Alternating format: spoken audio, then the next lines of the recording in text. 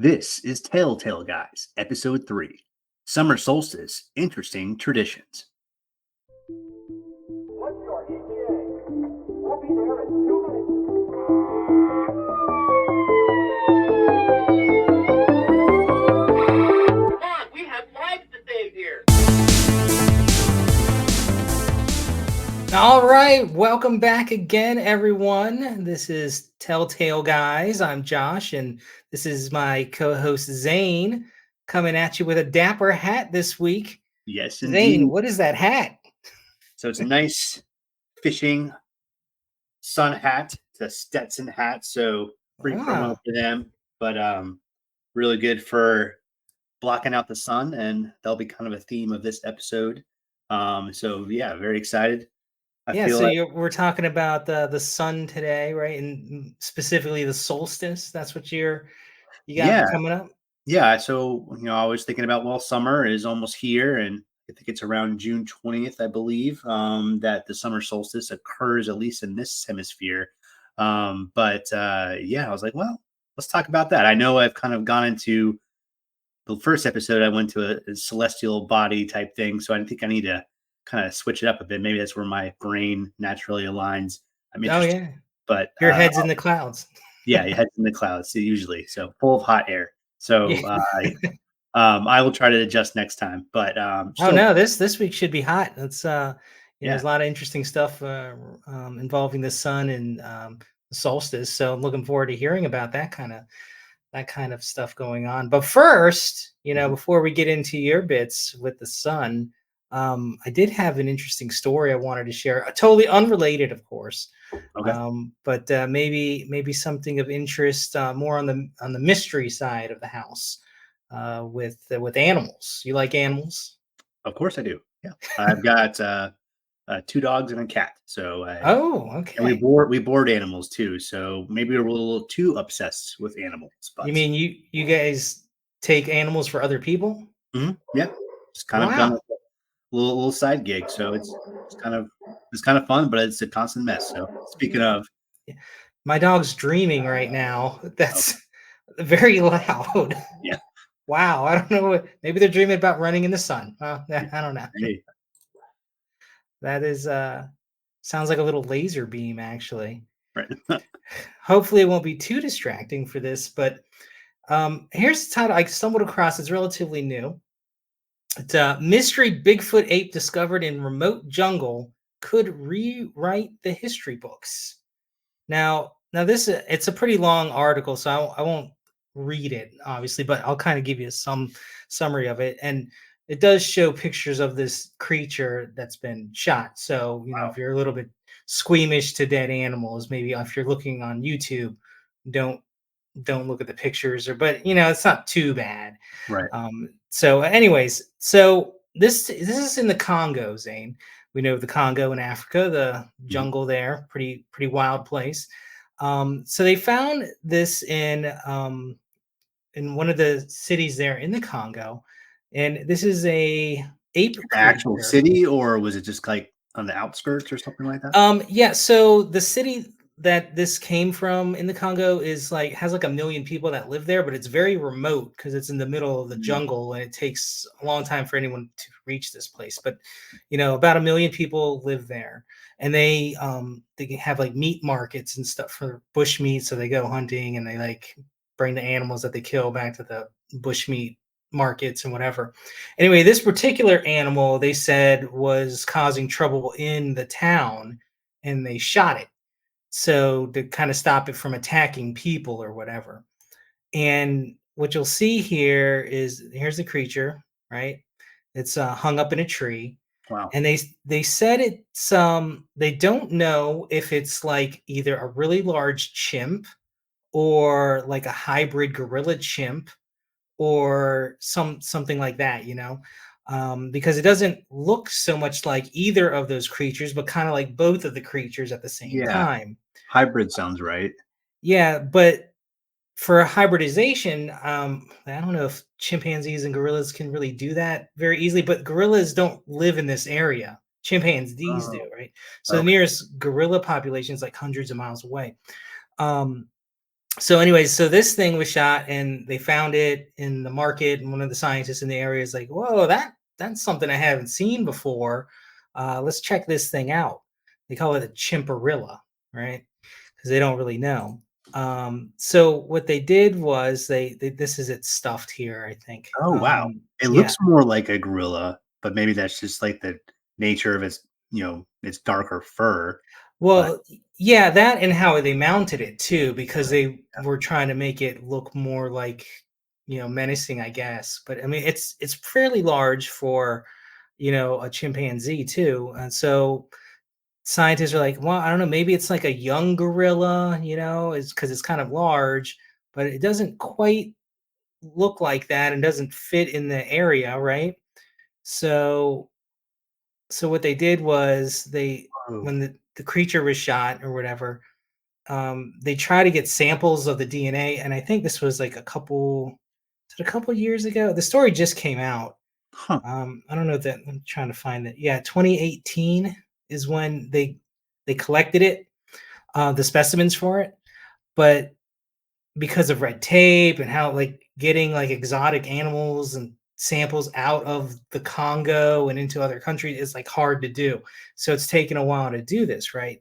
So, but finally, this university in, oh, I want to say it was like somewhere in Europe. They have the DNA samples to test it, right? But because it took so long, they're like it's not a big priority for them. So it's just kind of sitting on a shelf right now. And then the people are like, well, it's been so long, it might be corrupted. So they don't know if they're going to get a good DNA sample out of it, but they'll get to it eventually to check it out. So, anyways, a couple of theories are until they get the actual DNA results is that, the chimpanzee gorilla hybrid Wow. is what, I guess the leading theory is on it. But then also, too, here it is a little bit That is closer. gnarly looking. Whoa. Yeah, I mean, and it got shot in the face there. So that's what this, Oh, yeah, you could kind of see it right there. wow. Um, yeah, and here's another Oh, picture you of can it see laid the out. you can see the guy standing next to it gives a little more context of like Yeah, and how it's big it very is. big for a chimp if it's a chimp, right? Or whatever it is. It could be a totally new creature, that they just don't know because the jungles are very unexplored there and it's very dense and not a lot of people. Even though this city that it was found near has about 1 million people that live there, it's still very, sparsely populated out there. So I guess one of the theories is that it could have been an escaped gorilla or something somebody took from hundreds of miles away and was transporting it somewhere else to deliver it to someone who was wanting a gorilla and it got loose or something like that. Also, I guess gorilla meat is used to serve to like chiefs, like the chiefs to other chiefs when they're serving, food to a guest or something like that. It's gorilla meat is considered like the best thing to serve, I guess. Hmm. So it could have been being delivered for a local chief or something and got loose and whatever. So if it is a gorilla, maybe that's why it's in the area. They don't really know if that is, but again, it's kind of weird, because it's so big. Like here, you can see how big it is here with the mount. For a chimpanzee would probably be I don't know more at the knee level here for the people. Um, Maybe a little taller, but still small. yeah, yeah, Yeah. roughly, and maybe half the size of this Yeah. is what. Here's another little. That's a baby one that because the market when they do the bushmeat trade's horrible. I mean, they kill large populations of chimpanzees and stuff to do and a lot of orphan chimps and stuff like that. But Holy crap. um, this is just like someone's, I guess, autopsy picture. I mean, I do art. I didn't draw that, but Yeah, um, your art's a little bit more not as dark as that. yeah, yeah. Here's a little Whoa. bit more of its shot, so you can see its face a little bit better here. Mm. Again, doesn't really look like chimpanzee as much, maybe gorilla, maybe, but a little bit of both, right? So it's really hard to tell because it's such a big mass of animal, right? It kind of reminds me. Did you ever hear of the Bondo mystery apes or the Billy mystery apes? I don't think so actually. This was like in the early 2000s. They had this ape population that were they were larger, kind of like this thing, but they were chimpanzees, right? But they thought because they were so big and their behavior was different. Like for instance, they nested on the ground, right? And chimpanzees don't nest on the ground, gorillas do. So like, well, that's a weird behavior for chimpanzees, and they're so big, they're maybe a new species, right? So they did, research into it, and for the longest time they thought, okay, we got a new ape here that we discovered. But I guess it turned out it was just like an isolated population of chimps that kind of grew larger and had these weird behaviors that aren't normally seen in chimpanzees. So maybe I'm thinking maybe it's something like that. I don't know. Huh. Maybe it is just a chimp, and it's because it's isolated in a weird location. It grow larger, and that was in the Congo as well. Right. So you just never know. Guess its But diet was pretty good then, if that is the case, you know? Yeah, I guess, I mean, they eat a wide variety of things and Yeah. lots of stuff in the jungle, but it's something that I guess we just have to wait and see if it's something where it's a new species or it's just a big chimp or a hybrid or something like that. But like I said earlier, it's the university's got the samples to test it. They're just waiting to do it. So not a Wow. big priority for them. But really cool story I found, and it just came out. This is on Yahoo. So Okay. I'll put the link in the show notes on YouTube for those who are interested in seeing it. But uh, that's what I got for you today. Cool. Do you, are you into primates at all? Do you think they're, like, cute or kinda cool? To me, like, honestly, I do not like them. I don't like how they kinda look similar to us. It kinda weirds me out. Oh, Chimps really? are terrifying to me because 'cause they're so strong. Obviously, gorillas are too, but they're a little bit more subdued in nature as long as you're not messing around with them, but Yeah, except chimps, they eat your face off. Like, they easily could, but chimps are just they're ugh. yeah, yeah. That's why that lady had that chimp. Remember a few years back, she like ripped her friend's face off or something like that. No thing. I mean, apes are yeah, they're. I wouldn't want one as a pet. You shouldn't have one as a pet. Even like the cute little monkeys, no, I'm sorry. They're Yeah, too mischievous too. They're too smart. they are clever. I remember when I was younger, you ever go to like the beach or something and they have like the little street performers with the monkeys and the little music box. I don't know if they do that so much anymore, but when I was a little kid, there would be street performers, little monkeys, and they, have the little music and crank the thing and they do whatever it is for the crowd. I remember I kissed the monkey. But that's what they were trained to do. Yeah, So I mean, a pet monkey would be cool, but dealing with all that, like I don't know, the poop throwing and stuff, I don't yeah. think that would be very cool.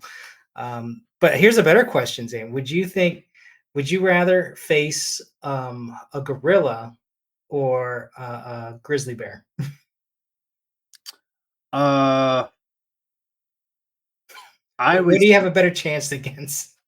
I I would say gorilla. I don't think they are as aggressive as grizzlies can be. Especially since grizzlies are just apex predators. I think especially if they're even a little bit hungry, they see you, and I feel like they're a little. Well, I know gorillas are very territorial too. I think I would still take a gorilla. I don't know why, but I think the apex predator part of the bear, it's going to trigger, and it's going to. I'm not going to be Leo DiCaprio and survive. I don't think so. No, Uh, R.I.P. Harambe. yeah, yeah, Yeah, and I don't know. I think if I was in the wild and just like walking around and stumbled across one, um, Wait, which one? Oh, no, I'm trying to think like would I want to stumble and like I feel I've seen enough people stumbling into bears and scaring them away mm, where it was like okay, but if you ran into a gorilla somewhere, I don't know if I could scare it because like what am I gonna do? Like, "Ooh," and it's gonna take that as a threat and come at me. I don't right. know, but bear maybe if they Bears and it might run bears away. can be skittish, so that's a good point. Yeah, Gorillas more so like if you stumble in their little territory, it might not be good. So yeah. I don't know. Well, hopefully we'll never have to experience that and make that decision. I guess. I agree. Um, but all right, Zane. Well, that's what I had for the pre-story here. But how Cool. about we get into to your main course here? Yeah, sure. Well, from the sunny Congo to the sun. So like I said, for this episode, I kind of want to go into just kind of the interesting aspects of the summer solstice and the festivals and traditions that have come from it for hundreds of thousands of years in our species. And so, first of all, I kind of want to go into and explain to everyone what the summer solstice is. So, if you want to shoot up that first picture, Joshua. Yeah. So, we got a nice fancy scientific diagram here.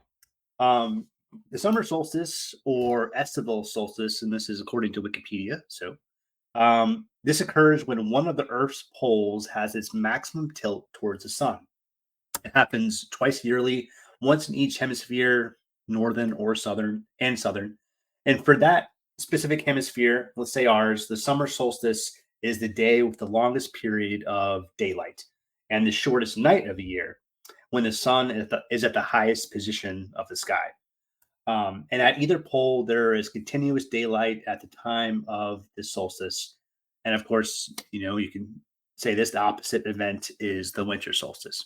So if you want to take a look, at the left here, you have, the summer side. You can tell it looks like it's a little bit closer to the sun. And so that hemisphere being shown there is getting the most amount of daylight during that specific day. And that's because Earth rotates on its axis on a tilt. Mhm. Yeah. Right. Compared to other planets, maybe not so much. Right. They're like there's they spin. Oh, So it's always like the same. that's a fair question. I forget like how many other planets are in our solar system. Do they have a tilt? Is Earth unique in that? Do you know?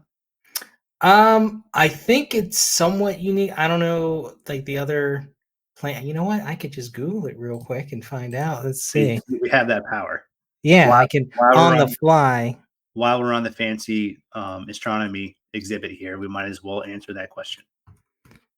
Let's see. How many planets have tilted axes? All planets in our solar system do have such a tilt, with the exception of Mercury. Uranus, for example, has a 98-degree tilt compared to Earth, which only has a 23.5-degree tilt. Wow. Okay. All right. So Uranus is quite slanted. There it is. We want to end the show right there. Good night, everybody. Um, Uh, and so Josh and I, we're actually on the east coast of the U.S. And so for all of you who are in the area, that same area, the summer solstice occurs, and for this year, it would be Thursday, June 20th, 2024 at 4:50 p.m. Eastern. So get ready and get mm, ready for all the festivals that occur because it's quite common. And so okay. with that, we'll go into our first little tradition.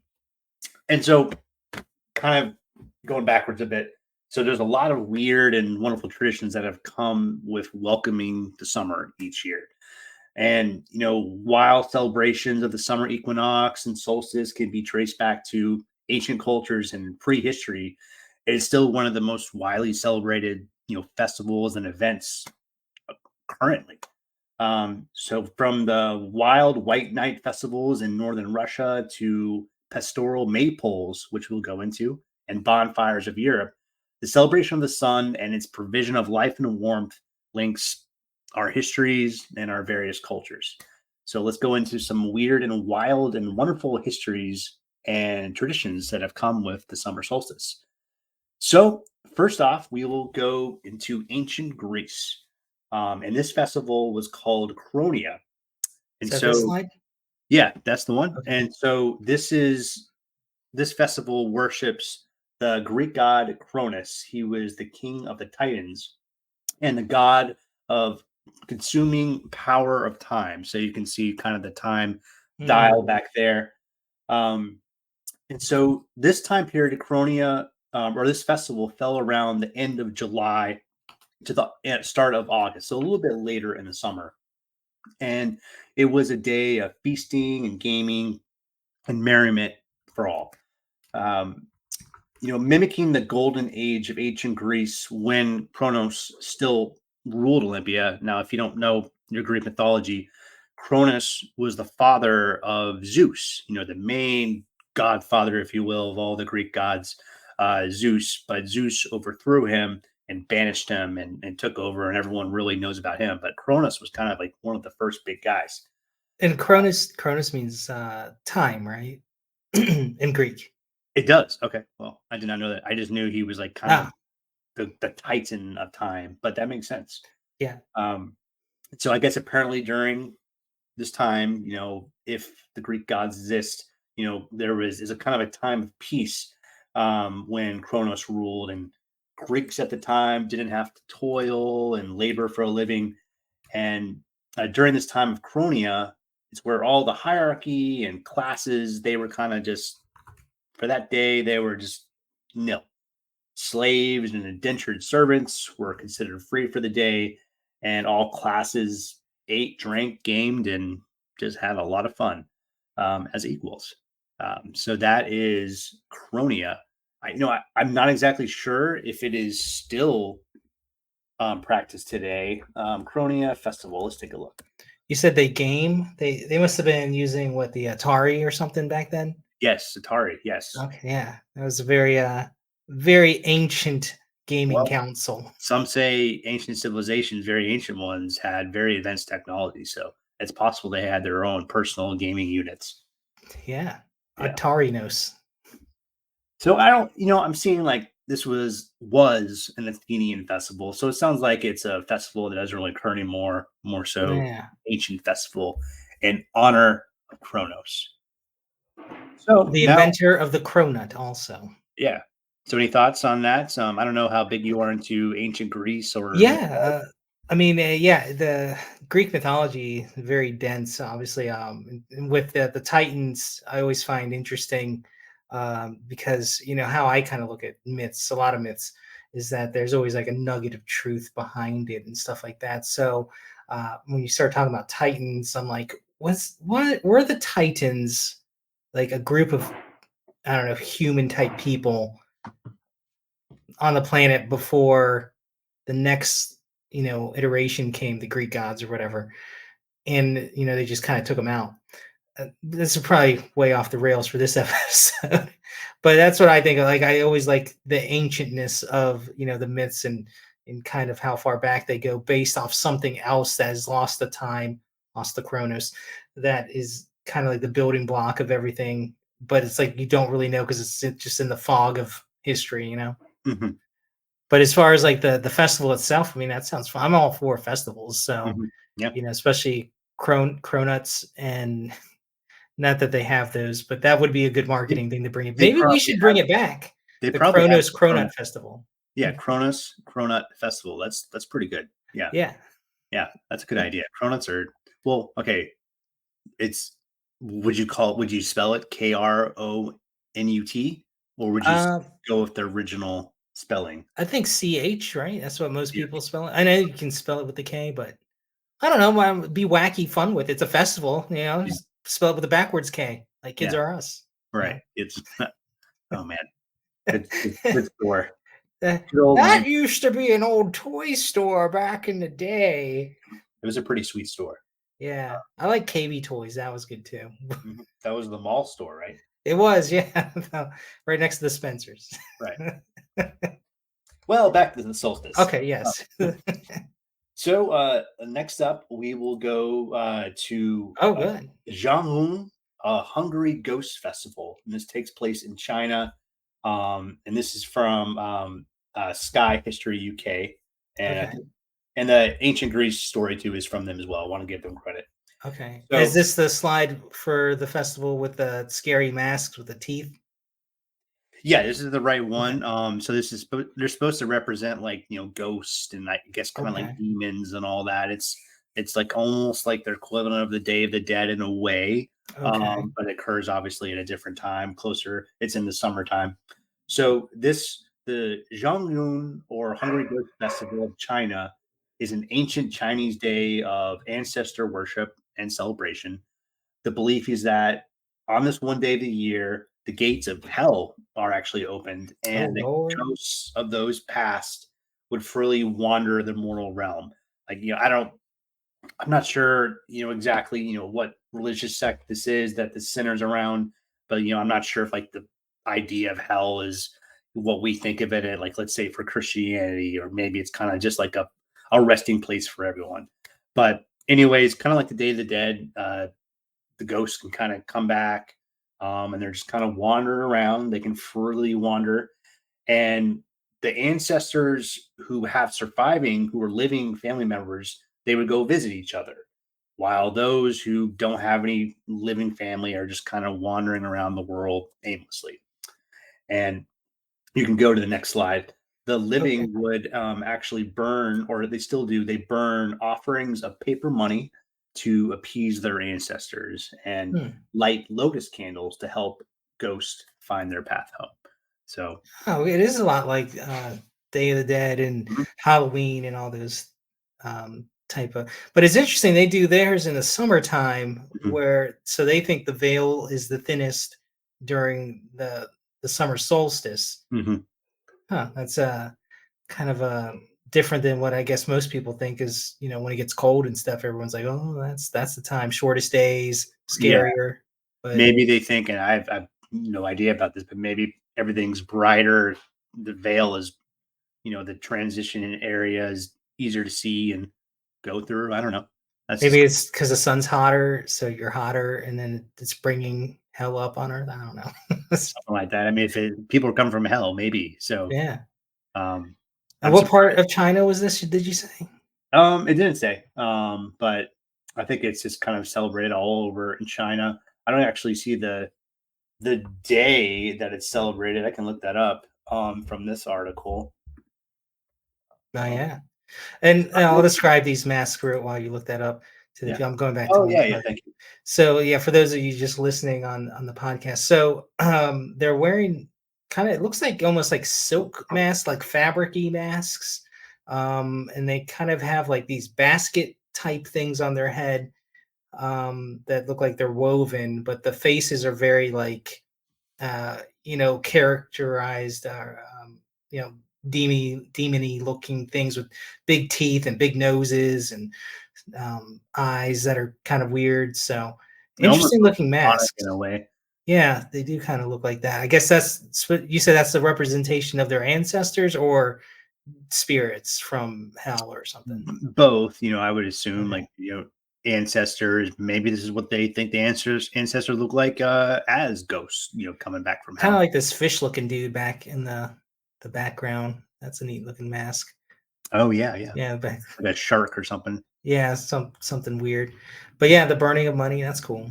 Yeah, then in this picture, it's there is I guess a performer who is dressed in it's a very ornate red outfit with kind of a scary looking mask as well, and he's kind of standing at the effigy with all this paper money that's being burned and all that. So with It people looking on the background.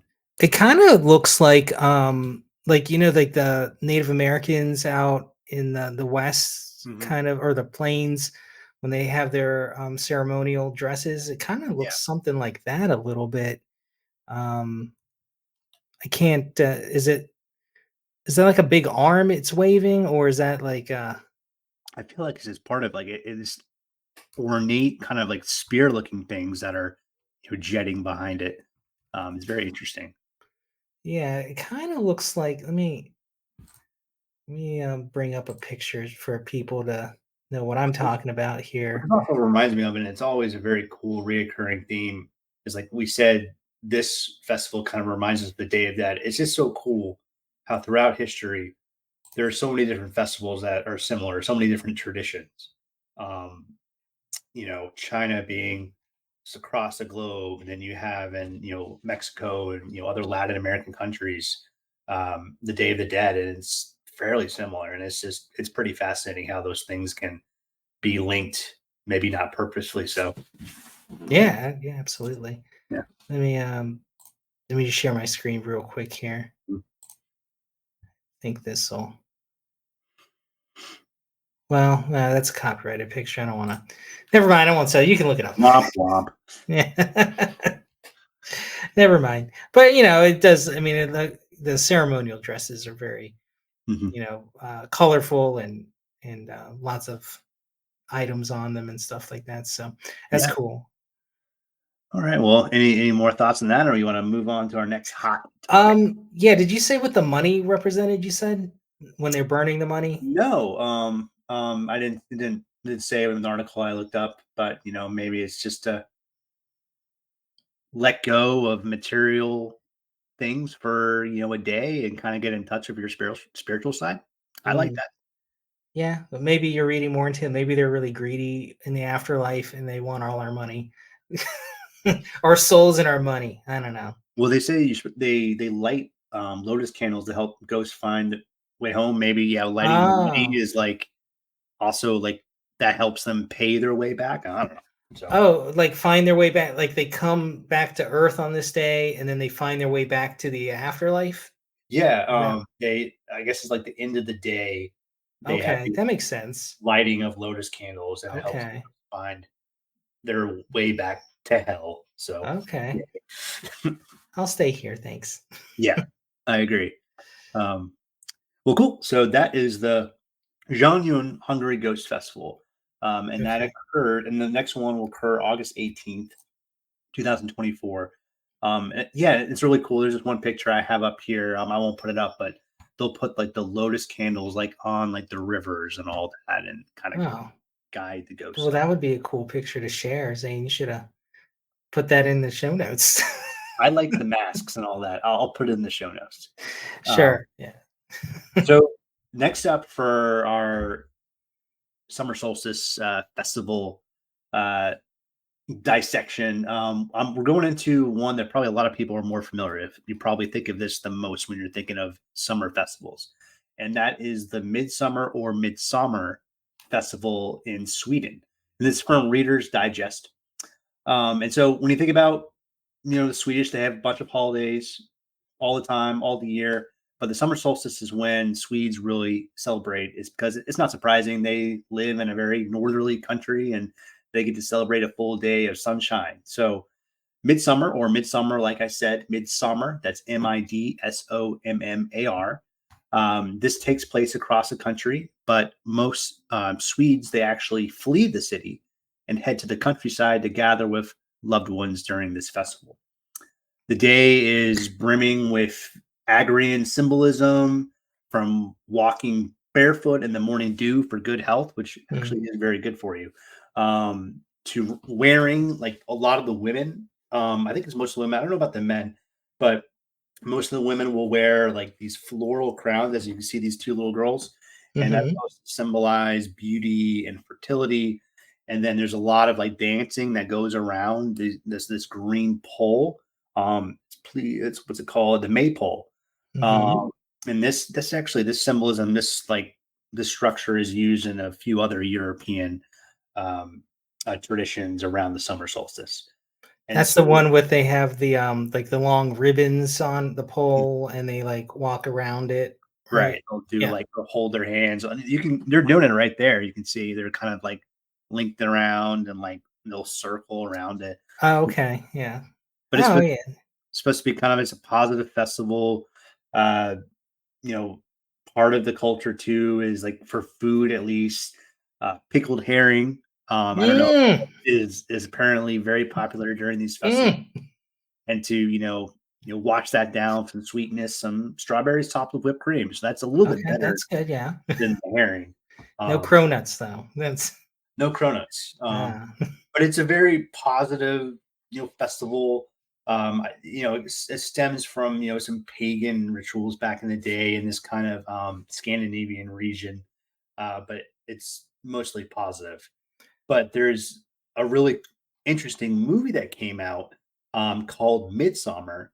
Like I said Ah, before, that kind of is a good twist of how. I mean, look at these beautiful girls; they are very happy and having a good time. Let's jump to the next picture, and I'll just okay. give a little promo for Ah, this terrifying movie.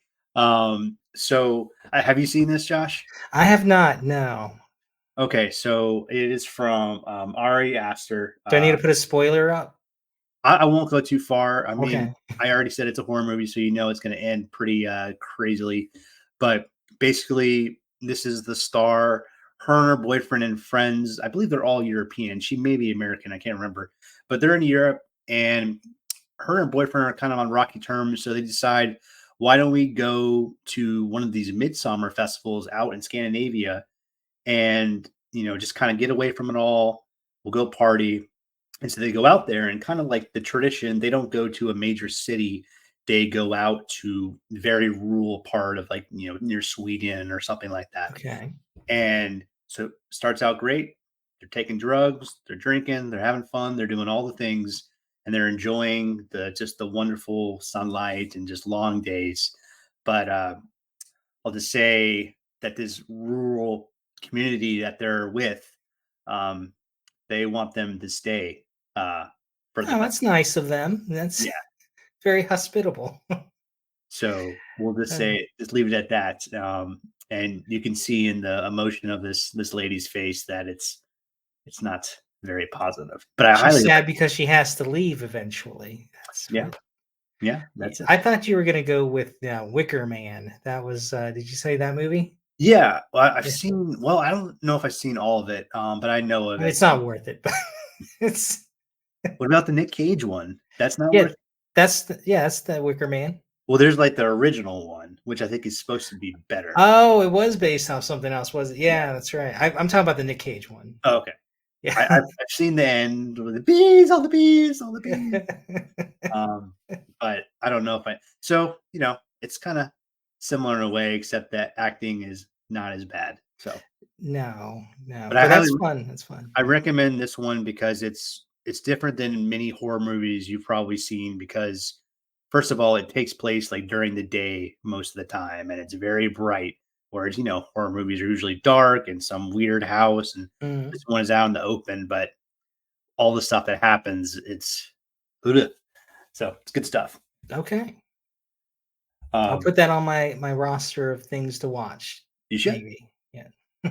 And then to wrap up, we'll go to another famous festival, and this centers around Stonehenge. So, Oh, perhaps there it one is. of yep, right there. Stonehenge, the site actually takes place, or it takes place. It is in Wiltshire, England. And fun fact, I've been there before, and you think it would be like in some enchanted, faraway forest or something, but it's just right off the highway. You can see it when For you drive up. So for Stonehenge? for Stonehenge, yeah. Okay. So Are you allowed well, obviously, these people did you get out and touch it or you can't touch it, so it's probably hard to see. I mean, they look like they're really close in there, but when Mhm. I went, they really didn't want you to get too close. You were just kind of on the perimeter.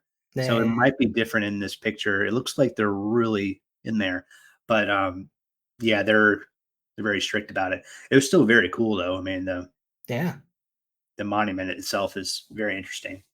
You Uh, went there for the solstice or no, I went. It was during the summertime, but it was just kind of part of my itinerary. And it was actually a very rainy, stormy day, so it was kind of gross and cold. England? Yeah, it was very stereotypical England. Okay.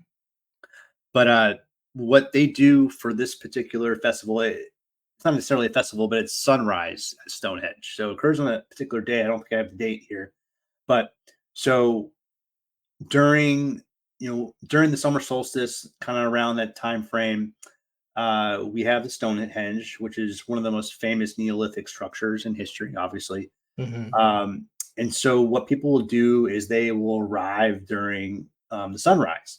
And what's cool about Stonehenge is that it kind of aligns perfectly with the circle, or the sunrise aligns perfectly with a circle carved in stone at the site.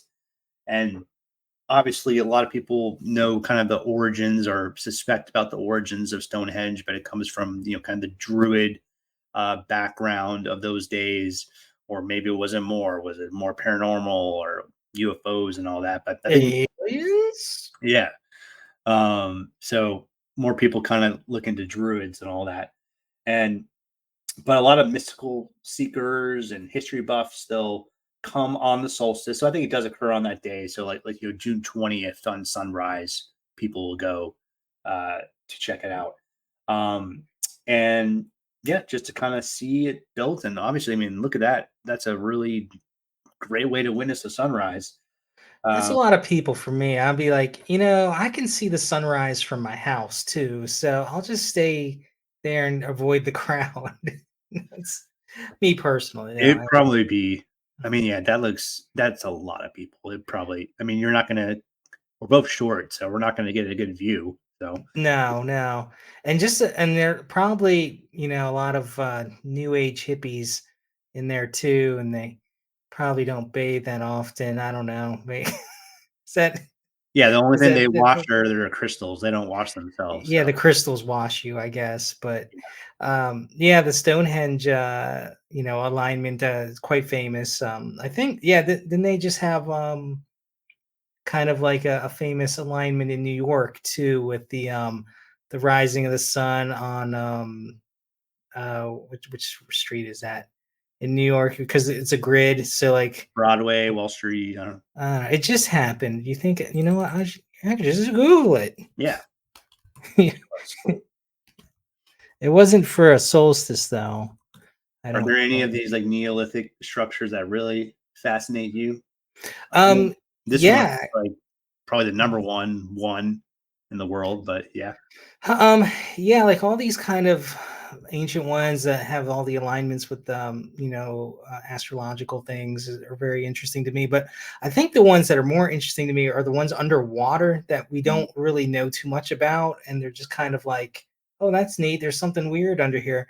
Um, there was I wasn't going to really talk about it this episode, but they've discovered, they call it was it in Lake Michigan, they discovered like a hinge type of stonework below the water level, and they estimated it's older than Stonehenge.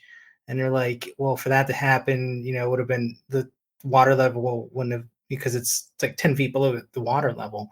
um, I won't get into it too much, but it's like they don't know how it really got there, because to get there it would have to been before like the ice age, so they don't, they just discovered it a few years ago. So underwater monuments like that, I know they've discovered what's stuff. it look like? Is it kind of, can they tell? Is there like a Yeah, and maybe on a future episode I'll cover it. okay, okay, Yeah, so maybe that's episode technology. 73 or whatever it was. All right. Manhattan Hinge, though, was the New York, is what they call it. The sun aligns with in Manhattan on the streets. Maybe I can show a picture of it since I'm talking about it real Yeah, quick. Let me. Is this it? Yeah, I think this is it.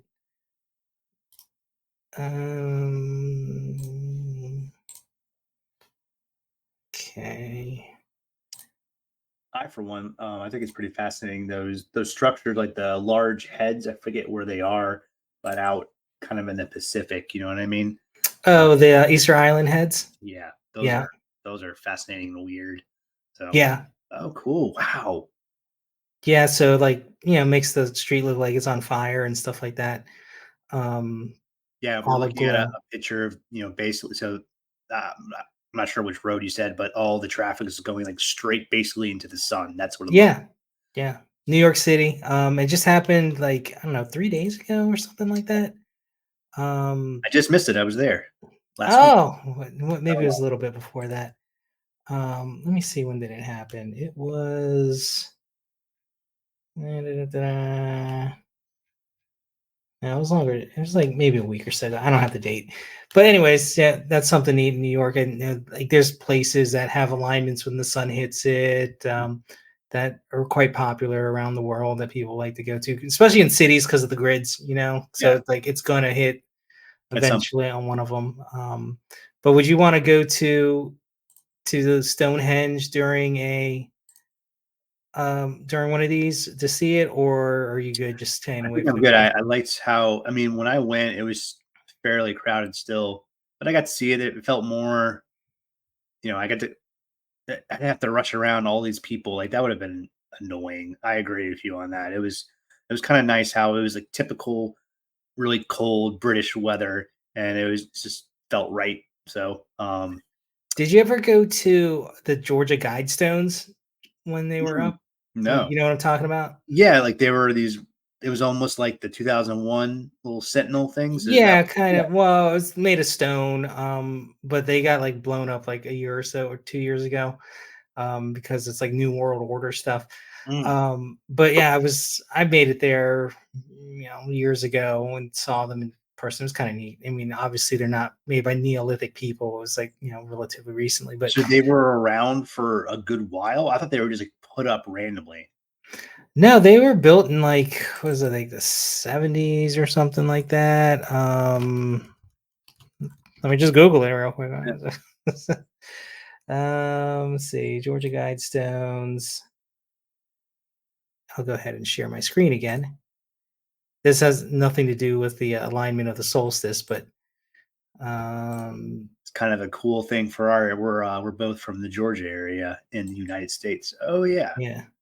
So that's what they look like. And they had, the rules for humanity written on them in like all these different languages. But it actually did align with, because they had like holes. I don't know if you can really see it in the picture here, but they had like different holes in the monument that would actually align with, the rising and setting of solstices, I believe. So, I mean, it was neat. It was like in the middle of nowhere, Georgia. It's just kind of like, why is it there? Interesting. Yeah. I do remember this. I feel like I remember something else too, where there was like random monuments that looked like the 2001 Oh big yeah, that was in that Georgia was like too, an art right? project or something. Was it in Georgia or was that just like somewhere in the Mm, United States? I think you're thinking it was in the country, Georgia, but it popped up around the world Oh, in okay. different places and stuff like Oh, that. At least that's what they say. It was like an art thing, but some people are like, I don't know if it was. Maybe it's a episode for the future. yeah. Kind of neat. But um, let me go back to, not the Not the did they cover any of the? Because 'cause you're talking about festivals, did they talk about any of the foods that they ate or anything at these festivals? The only thing I saw, at least in this link, was the crappy fish that the Swedes would eat, but Uh, the nice dessert of strawberries and a whipped cream. So what's your number one, like, we've been to festivals, I'm sure, different ones around the area. Do you have, like, a fair food or something like that that you enjoy? it's got to be a corn dog, like Corn dogs, okay. hand down. That's what I would. Yeah.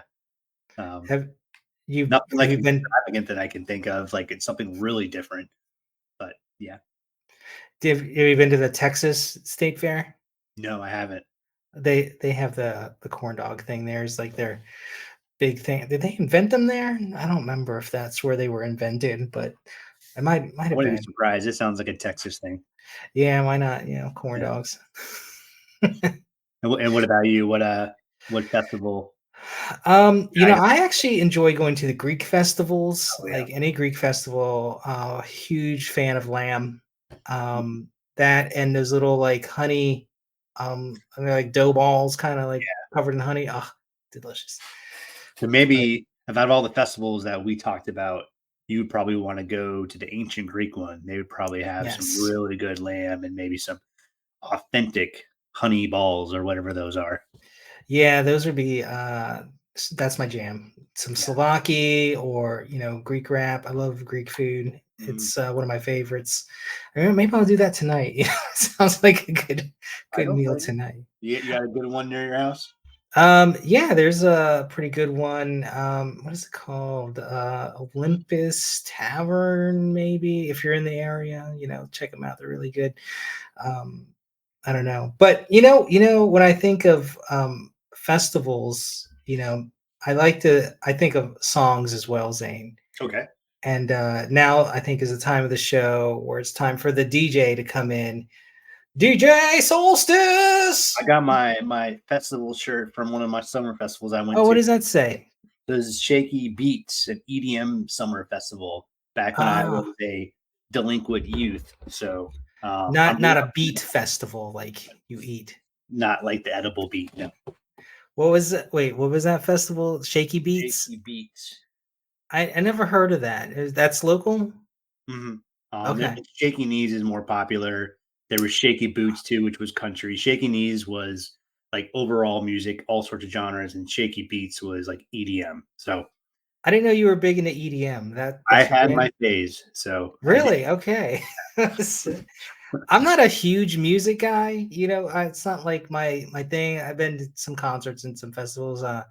Yeah, was it HFS Festival up in DC? Was like a big one. It was a big Oh, alternative one. They've back. I don't know if they even still have that, but it was like a multi-day thing with big names and stuff like that. It was all right. Crowds, loud noises, not Yeah, my thing. knowing you, I can't imagine a multi-day festival would Yeah. be your jam. Hey, you do what you do when you're dating, I guess. Well,